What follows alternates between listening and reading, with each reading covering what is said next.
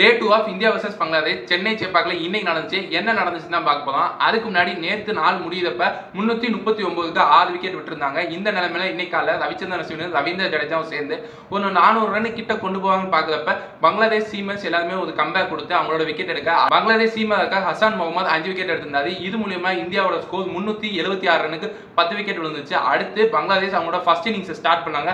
மொத்தமே ஒரு சர்ப்ரைசிங்கா இருந்துச்சு. பும்ராவோட பவுலிங்கை தாக்கு பிடிக்க முடியாம அவங்களோட விக்கெட்ஸை ரெகுலர் இன்டர்வல்ஸ்ல விட்டுக்கிட்டே இருந்தாங்க.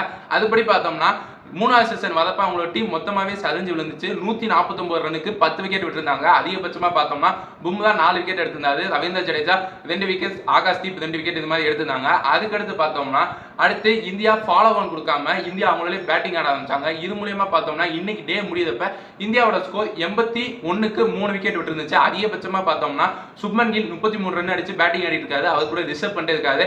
அதுக்கடுத்து பார்த்தோம்னா இந்தியாவோட ஸ்டார் பேட்டர்ஸா இருக்க ரோஹித் சர்மா, ஜெய்ஸ்வால், விராட் கோலி மாதிரி பிளேயர்ஸ் எல்லாமே அவங்களோட விக்கெட்டை கொடுத்துட்டு போயிருந்தாங்க. அதுக்கடுத்து பார்த்தோம்னா விராட் கோலி அவரோட விக்கெட்டை காப்பாற்றிருக்க முடியும். இருந்தாலும் அவர் ரிவ்யூ எடுக்காம அந்த விக்கெட்டையும் வேஸ்ட் பண்ணிட்டு போனாரு. இது மாதிரி நாளைக்கு என்ன நடக்கும்னு சொல்லி நாளைக்கு வீடியோவில் பார்க்கலாம்.